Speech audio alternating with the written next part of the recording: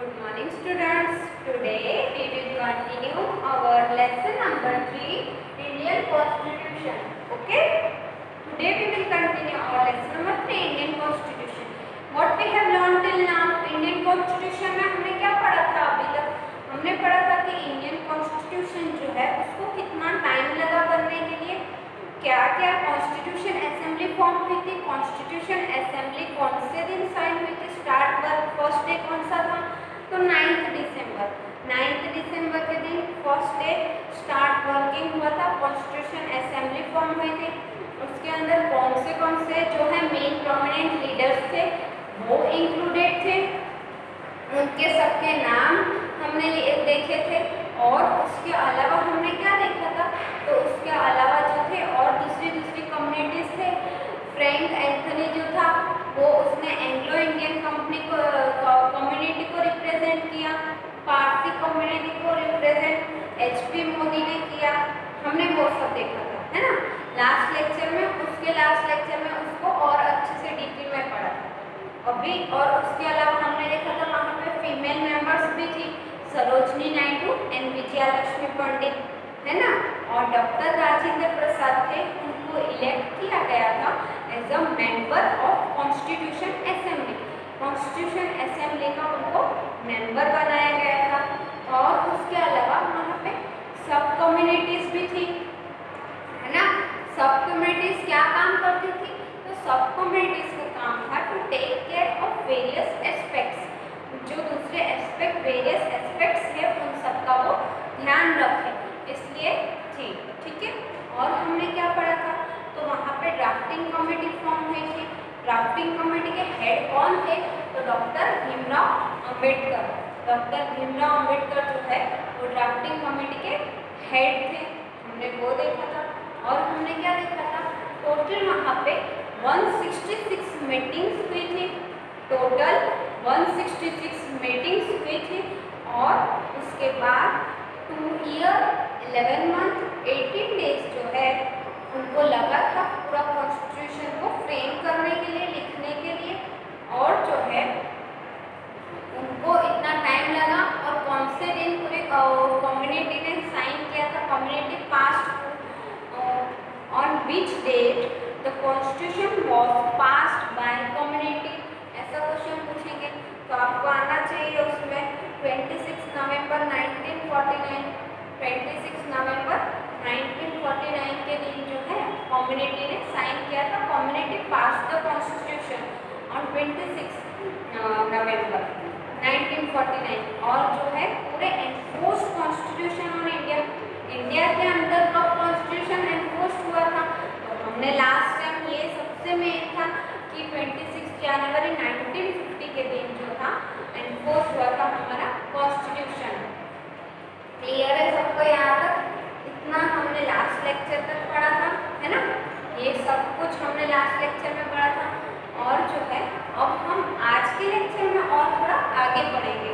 Constitution क्या है हमने पढ़ा था, सिस्टमेटिक सेट्स ऑफ रूल्स जिसमें नेशन गोल्स एम्स लिखे गए हैं, लॉज लिखे हैं, कानून कायदे रूल्स रेगुलेशंस लिखे हैं, उसको कॉन्स्टिट्यूशन बोलते हैं। एथिक्स है उसके अंदर कुछ कि ऐसा होना चाहिए। Finally views the ethics and ideals of our country. Constitution ऐसा, उसके अंदर बहुत सारे सर्व्स, कॉन्स्टिट्यूशन सर्व्स मैंने ऑब्जेक्टिव्स, उसमें बहुत सारा ऑब्जेक्टिव्स भी हैं। हर एक चीज़ के लिए, हर एक गुना, हर एक जो भी प्रॉब्लम है उस चीज़ के लिए वहाँ पे उन्होंने वहाँ पे न्याय मिले इंसान को जिसके साथ गलत हो रहा है, उसके लिए वहाँ पे लिखा गया है कि अगर ये गुनाह किया तो आपको ये सज़ा मिलेगी, ये गुनाह किया तो आपको दंड भरना पड़ेगा, इस तरीके से फाइन पे करना पड़ेगा अगर आपने ऐसा किया। अभी देखो, अभी रूल है, अभी बीच में आया था कि आप जो है ड्राइव करोगे तो जो हेलमेट है वो ज़रूरी है, नहीं तो फाइन पे करना पड़ेगा। वो हो गया रूल के लिए। आपने नई रूल फॉलो किया तो आपको penalty, charge, fine.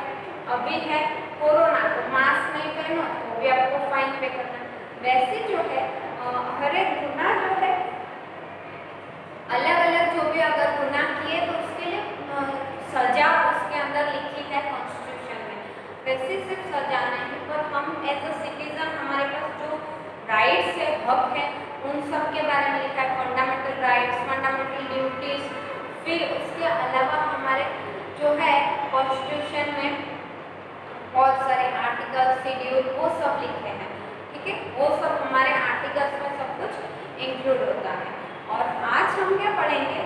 Silent features of our constitution.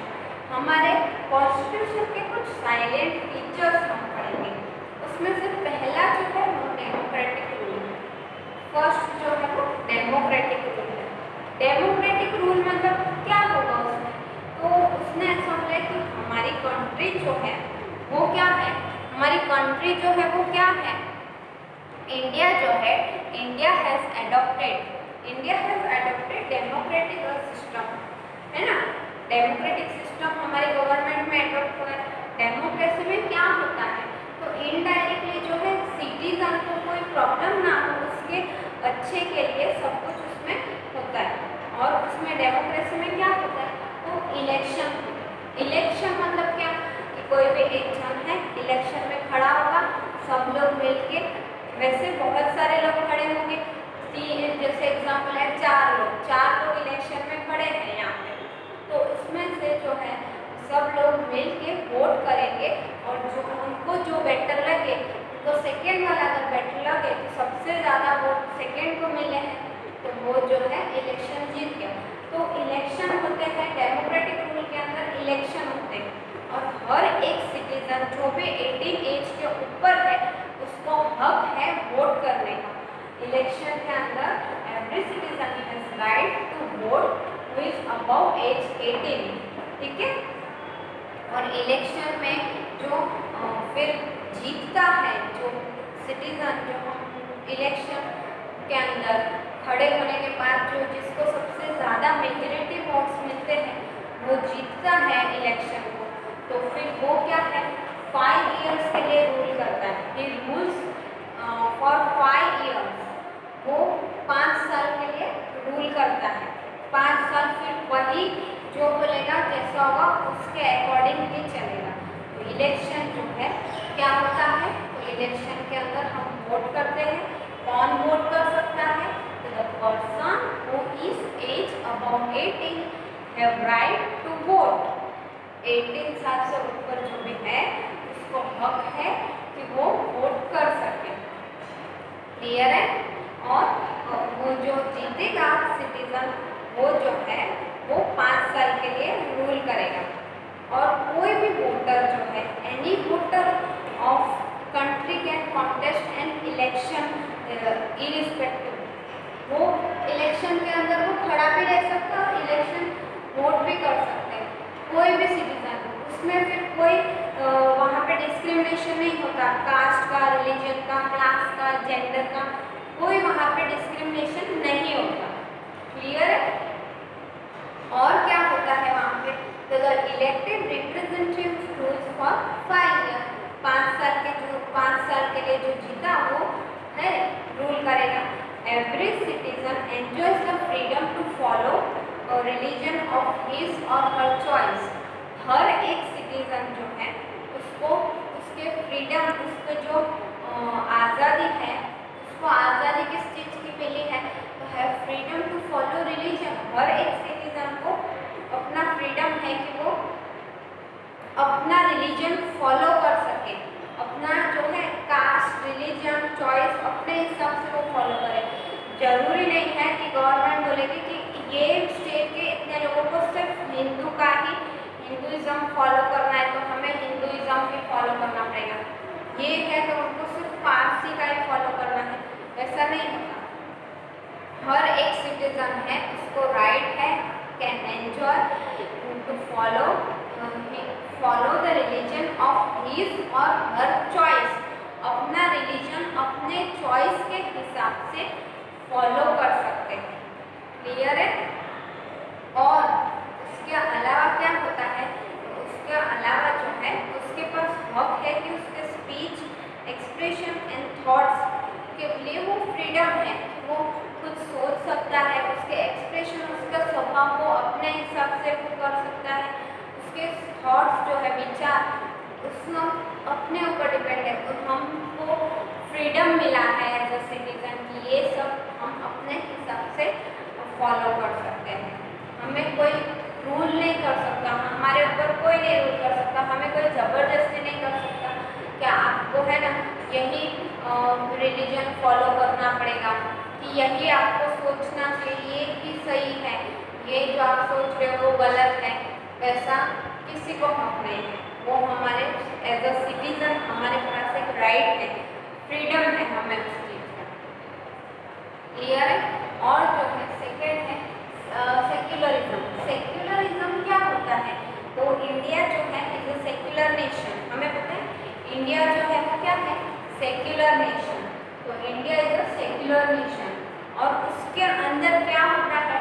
तो government does not conform to the norms of any particular region in its system government. यहाँ पे डेमोक्रेटिक रूल में हमने देखा है कि इलेक्शन होता है, हर एक इंसान सिटीजन जो 18 एज के ऊपर है उसको हक है कि वो वोट कर सकता है, और जो जिसको वोट करके जो जीत के आएगा वो 5 साल तक रूल करेगा।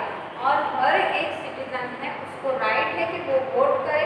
वहाँ कोई डिस्क्रिमिनेशन नहीं होता क्लास जेंडर के ऊपर या तो रिलीजन के ऊपर। यहाँ पे डेमोक्रेटिक में इतना बोला है, ठीक है। यहाँ सेक्युलरिज्म मतलब हमारा जो इंडिया है वो एक सेक्युलर स्टेट है, हम बोलते हैं सेक्युलरिज्म। सेक्युलरिज्म का होता क्या है? तो सेक्युलरिज्म मतलब कि हमारी जो गवर्नमेंट है, गवर्नमेंट जो मैंने अभी जैसे डेमोक्रेटिक वाले में जो एग्जाम्पल दिया, सेम यहाँ पे वही है। डेमोक्रेटिक में हमें हक है कि हमें जिसको हम चाहे उसको वोट करके जीता के ला सकते हैं, मतलब कि मोस्टली जिसको मेजर वोट मिलेंगे वो जीतेगा और वही रूल करेगा 5 साल। सेक्युलरिज्म में हमारे यहाँ पे सेक्युलर इंडिया है, बहुत सारे रिलीजन के लोग रहते हैं, हिंदू मुस्लिम क्रिश्चियन पारसी सिख ऐसे बहुत सारे रहते हैं। तो हर एक सिटीजन को राइट है कि अपना रिलीजन है वो फॉलो कर सके। तो गवर्नमेंट उनके ऊपर कोई नॉर्म्स पर्टिकुलर नॉर्म्स नहीं कोई देती कि करते नॉर्म्स नहीं होते कि आपको यही करना पड़ेगा, यही सही है, आप अपने हिसाब से नहीं कर सकते। उसका मतलब है सेक्युलरिज्म। ये मैंने शॉर्ट में एक्सप्लेन किया, अब हम वर्ड्स में देखते हैं terminology. Secular nation means government does not conform to the norms of particular religion in its system of government. Secularism मतलब कि गवर्नमेंट जो है कोई कंफर्मेशन नहीं कर सकती norms of any particular religion. कोई भी पर्टिकुलर रीजन के नॉर्म्स का कोई वो नहीं बोल सकते कि आपको यही करना पड़ेगा, ये सही है। इन its system of government, government के सिस्टम में, ठीक है। ये है सेक्युलरिज्म। सेक्युलरिज्म में आपको इतना ही समझना है कि यहाँ पे आपके रिलीजन के ऊपर कोई पर्टिकुलर नॉर्म्स नहीं है, गवर्नमेंट नहीं डाल सकती ऐसा।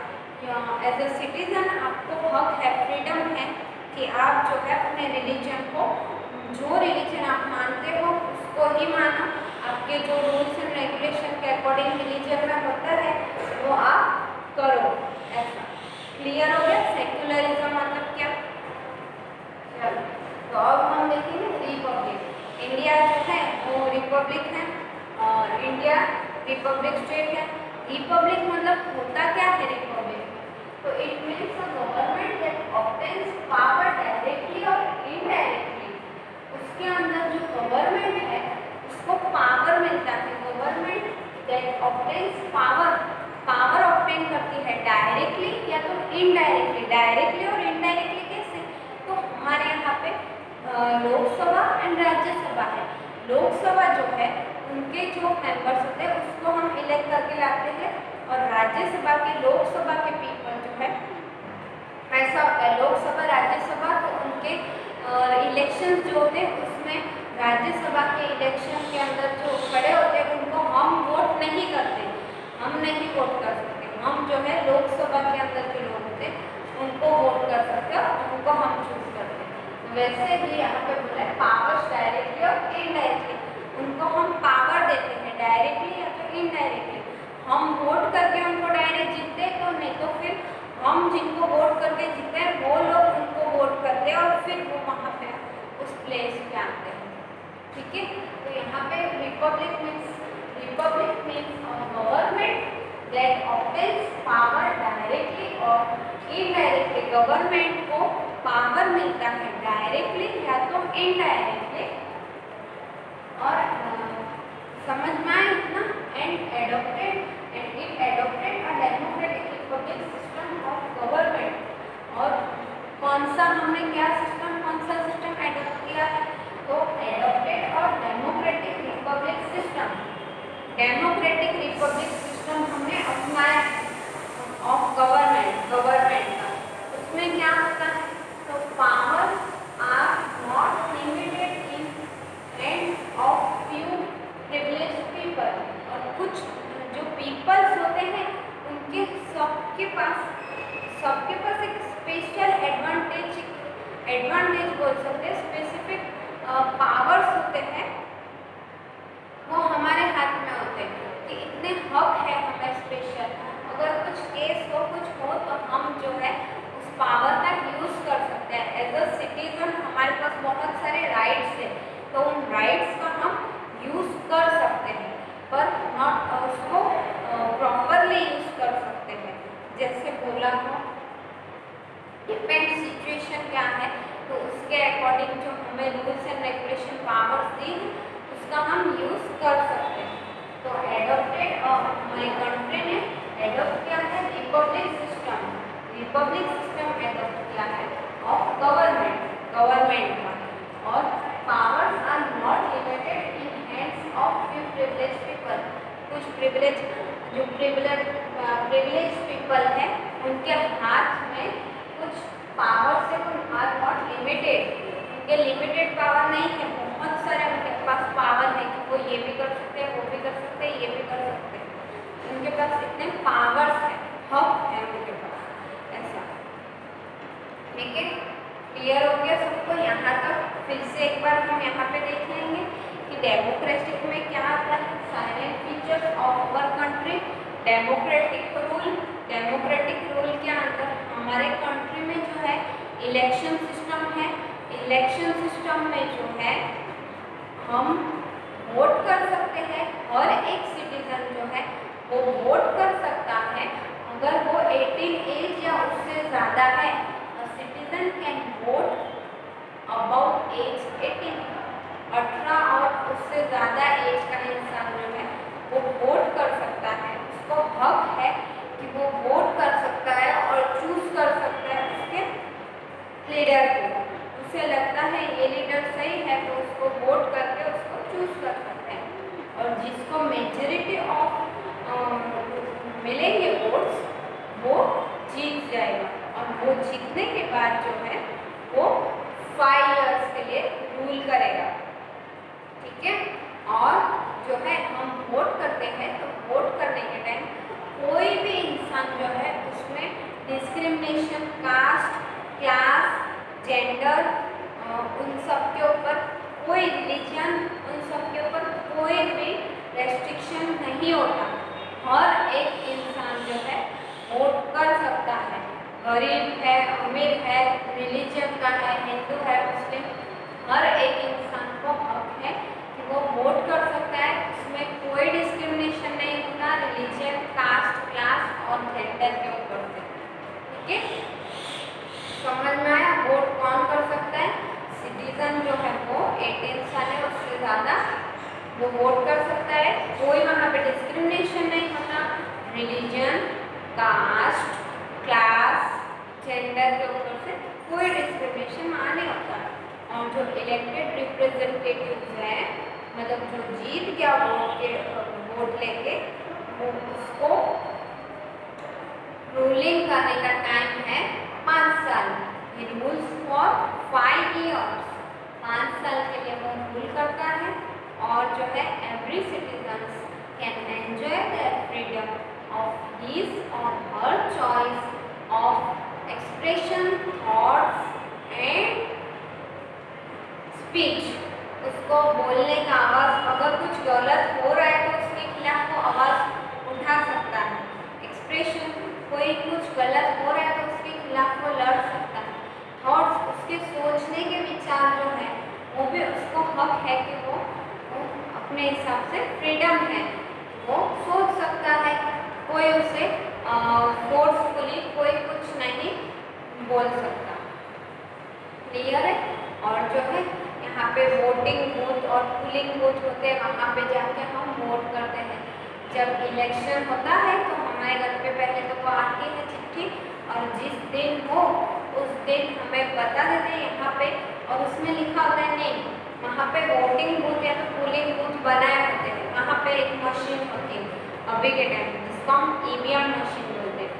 ईवीएम मशीन में क्या होता है कि वोटिंग हम जिसको भी चूज करना चाहते हैं, वहाँ पे होते हैं symbol and button, symbol and button.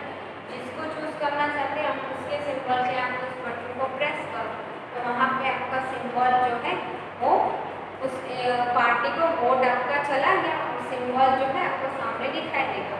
इस तरीके से जो है वोटिंग बूथ या पोलिंग बूथ में होता है। और वोटिंग और इलेक्शन क्लियर हो गया। डेमोक्रेटिक रूल्स के अंदर जो है यही हमको आता है। सेक्युलरिज्म जो है, इसमें secular nation means governance does not confirm the rules of any particular religion in its system. अब इसमें क्या होता है, तो सेक्युलर नेशन जो है वो कोई नॉर्म्स, एक पर्टिकुलर नॉर्म्स कोई नहीं बाहर लागू करते, कंफर्म करते कि आपको ये ही रिलीजन आपको एडॉप्ट करना है या वो ज़रूरी है, आप ये रिलीजन एडॉप्ट नहीं कर सकते, आप इनके रूल्स नहीं फॉलो कर सकते, ऐसा नहीं हो सकता। गवर्नमेंट कोई पर्टिकुलर नॉर्म्स, रूल्स, कोई नॉर्म्स जो है पर्टिकुलर नॉर्म्स कंफर्म नहीं करती, इसलिए यहाँ पे लिखा भी है। ये जो है आप सब, इसलिए ध्यान देना पड़ेगा, नहीं तो ये नहीं आएगा। डेमोक्रेटिक मतलब वोटिंग वाला दिया है, सेक्युलरिज्म मतलब रिलीजन के ऊपर कोई नॉर्म्स नहीं है। रिपब्लिक मीन्स जो पीपल है उसको डायरेक्टली और इनडायरेक्टली उनके हाथ में पावर्स देते हैं, और पावर्स का यूज कर सकते हैं, और यूज करके बहुत कुछ भी है हम अच्छा कर सकते हैं। ऐसा पावर्स है क्योंकि वो वर्क को प्रॉपरली उसके लिए। सेक्युलर नेशन मीन्स, तो सेक्युलर नेशन मीन्स अगर इतना सिर्फ ये जो लिखा है ना उतना नोट डाउन कर लोगे, ये आपके टेक्स्ट बुक में दिया है, पर आप नोट डाउन कर लोगे ना तो आपको इजी हो जाएगा समझने के लिए। अभी समझ लो फिर नोट डाउन कर लो, तो जब आप भूल गए तो अभी आप क्या है कि इसको एक बार देखोगे तो आपको याद आ जाएगा। फुल लेसन जो है उसको रीड करने की ज़रूरत नहीं पड़ेगी। ओके, तो सेक्युलरिज्म मतलब क्या होता है, तो nation, secular nation means government does not conform to the norms of any particular region in its system of government. Government जो है कोई भी नहीं कंफर्म करती नॉर्म्स ऑफ कोई भी ऑफ एनी पर्टिकुलर रीजन। कोई भी रीजन के लिए वो कोई नॉर्म्स नहीं, हिंदू है तो आपको ये सब रूल फॉलो करना ही पड़ेगा, ऐसा कोई नॉर्म्स बाहर नहीं पाती गवर्नमेंट को। वो हमको उसका एज अ फ्रीडम है, एज अ सिटीजन, हम रिलीजन जो है अपना फ्रीडम अपने हिसाब से हम फॉलो कर सकते हैं। यहाँ पे सेक्युलरिज्म में इतना बोला है। रिपब्लिक मतलब क्या, तो हम जो है पावर देते हैं, यहाँ पे वोट किया और यहाँ पे कोई डिस्क्रिमिनेशन नहीं था, और यहाँ पे वोट करने के बाद वोट किया और वोट करके जो इलेक्शन जो लड़ा रिप्रेजेंटेटिव, इलेक्शन रिप्रेजेंटेटिव वो जीत गया, 5 साल तक रूल करेगा, तो 5 साल तक वो रूल करेगा, तो उसको हमने क्या किया, पावर दिया, उसको पावर दिया। नॉर्मल जब वो सिटीजन था तो उसके पास नहीं था पावर, पर अब इलेक्शन जीतने के बाद 5 साल रूल करेगा तो वो हमने उसको पावर दिया, तो उसमें it means a government like obtains power directly और इनडायरेक्टली। गवर्नमेंट जो है पावर ऑब्टेन करती है डायरेक्टली या तो इनडायरेक्टली। एडॉप्टेड और डेमोक्रेटिक रिपब्लिक सिस्टम, और हमने जो है डेमोक्रेटिक रिपब्लिक सिस्टम जो है उसको एडॉप्ट किया है ऑफ गवर्नमेंट का। फिर powers are not limited in hands of few privileged people. कुछ पीपल जो होते हैं उनके प्रिविलेज पीपल, कुछ फ्यू प्रिविलेज पीपल्स जो है उनके हैंड में जो पावर्स है वो लिमिटेड नहीं है, बहुत सारे पावर उनके पास है। वो चाहे तो उनके पावर का यूज़ करके सब काम कर सकते हैं ऐसा। और वो पावर्स किसने दिए? तो गवर्नमेंट को पावर्स मिले हैं हमारे, लिखा है ना, it means the government that obtains power directly और इनडायरेक्टली। गवर्नमेंट ऑब्टेन करती है पावर्स डायरेक्टली या तो इनडायरेक्टली। क्लियर है? यहाँ तक समझ में आ गया सबको? पहले का हमने देखा था कॉन्स्टिट्यूशन असेंबली के अंदर जो है 9th डेट से चालू हुआ था, स्टार्टेड वर्किंग ऑन 9th। और फिर उसके अंदर कौन से कॉन्स्टिट्यूशन असेंबली जो थी उस टाइम एस्टेब्लिश हुई थी, नेम थे डॉक्टर राजेंद्र प्रसाद, जवाहरलाल नेहरू, डॉक्टर भीमराव अंबेडकर, है ना, ये सब जो एक्सेट्रा बहुत सारे ऐसे नेम हैं, वो सब उसके अंदर इंक्लूडेड थे। और टोटल हमने आगे देखा था कि वहाँ पे कुछ फीमेल मेंबरशिप थी, 2 मेंबर्स का हमें नाम बोला गया है। कौन कौन? तो सरोजनी नायडू एंड विजया लक्ष्मी पंडित, वो दोनों फीमेल मेंबर्स थे उस कॉन्स्टिट्यूशन असेंबली के अंदर। और हमने क्या पढ़ा था? तो वहाँ पे ड्राफ्टिंग कमेटी फॉर्म हुई थी। Drafting committee was headed by doctor Bhimrao Ambedkar. Doctor Bhimrao Ambedkar उनके हेड थे। और जो है कॉन्स्टिट्यूशन असेंबली के प्रेसिडेंट कौन थे? तो डॉक्टर राजेंद्र प्रसाद। डॉक्टर राजेंद्र प्रसाद जो है प्रेसिडेंट थे उस कॉन्स्टिट्यूशन असेंबली के। ड्राफ्टिंग कमेटी जो है headed by doctor BR Ambedkar, Bhimrao Ambedkar, and उन्होंने फाइनल शेप दिया था, उन्होंने ही फाइनलाइज पूरा लिखा, हमारा कॉन्स्टिट्यूशन लिखा है। और कितना उसमें टोटल 166 मीटिंग्स हुई थी। 166 मीटिंग में कितना टाइम लगा था कॉन्स्टिट्यूशन लिखने में? 2 ईयर 11 मंथ्स और 18 डेज, 2 साल 11 महीने 18 दिन, इतना टाइम लगा था कॉन्स्टिट्यूशन को लिखने के लिए। और जो है और हमने क्या पढ़ा था? तो अब हमने उसके आगे पढ़ा ये सब कि डेमोक्रेटिक रूल्स एंड रेगुलेशन। और हमने देखा था 29 नवंबर को जो है 1949 के दिन कॉन्स्टिट्यूशन ने कम्युनिटी ने पास किया था हमारे कॉन्स्टिट्यूशन को। कम्युनिटी ने जो कॉन्स्टिट्यूशन असेंबली फॉर्म हुई थी, मतलब उन्होंने पास किया था हमारे कॉन्स्टिट्यूशन को। और जो है पूरे इंडिया में कॉन्स्टिट्यूशन वॉज एनफोर्स्ड ऑन 26 जनवरी 1950। ठीक है, देखो 2 बार हमने पहले का भी रिवाइज हो गया, आज का भी हमारा डेमोक्रेटिक, सेक्युलरिज्म और रिपब्लिक। ठीक है, ये हमारा हो गया। अगर आपको ये शॉर्ट में लिखना है तो आप लिख सकते हो। तो आप अब अपनी बुक में ये लिखना है तो नोट डाउन कर लीजिए, सो दैट आपको अगर इजी बाद में हो फिर से एक बार रिकॉल कर लेंगे। ओके, आप नोट डाउन कर लीजिए democratic rule, secularism and Republic. इसके नेक्स्ट लेक्चर में हम जो है बहुत ब्यूटीफुल, उसमें बहुत पूरे गवर्नमेंट किस तरीके से रोल प्ले करती है, कौन क्या करता है, उसका टेबल है, 2 टेबल है, state government, central government. Ruling किस तरीके से होती है स्टेट गवर्नमेंट में और सेंट्रल गवर्नमेंट में, वो उसके अंदर है उस टेबल में। इतना छोटे टेबल है पर उतने टेबल से ही आपको इतना सब कुछ इंफॉर्मेशन मिल जाएगा। टेबल वो 2 लर्न कर लोगे तो आपको सब मोस्टली इससे क्लियर हो जाएगा कि पूरे सेंट्रल गवर्नमेंट में वर्क जो है एडमिनिस्ट्रेशन वर्क कौन किस तरीके से कौन क्या करता है, और जो है स्टेट गवर्नमेंट में कौन वर्क क्या करता है, कौन क्या वर्क करता है। ठीक है, वो सब हम नेक्स्ट लेक्चर में पढ़ेंगे। आज के लेक्चर में आपको ये सब नोट डाउन करना है और ये फिर से आपको एक बार टेक्स्ट बुक में भी रीड करना है, फिर यहाँ पे लिखना है, तो फिर आपको इजी हो जाएगा। डेमोक्रेटिक रूल में इलेक्शन का याद रखने का, इलेक्शन होता है 18 साल से ऊपर वाला सिटीजन जो है इलेक्शन के अंदर वोट दे सकता है। वोट करने वाले इंसान में कोई डिस्क्रिमिनेशन नहीं है कि हिंदू है तो वोट कर सकते हैं, मुस्लिम नहीं, हर एक इंसान वोट कर सकता है। और जो जीत गया वो 5 साल रूल करेगा सेक्युलरिज्म में। और एक जो है इंसान उसको अपना रिलीजन फॉलो करने का हक है। गवर्नमेंट कोई नॉर्म्स जो है ऐसे पर्टिकुलर नॉर्म्स नहीं उन्होंने बनाए हैं कोई भी रिलीजन के लिए। हमें फ्रीडम है हमारे रिलीजन को मानने का।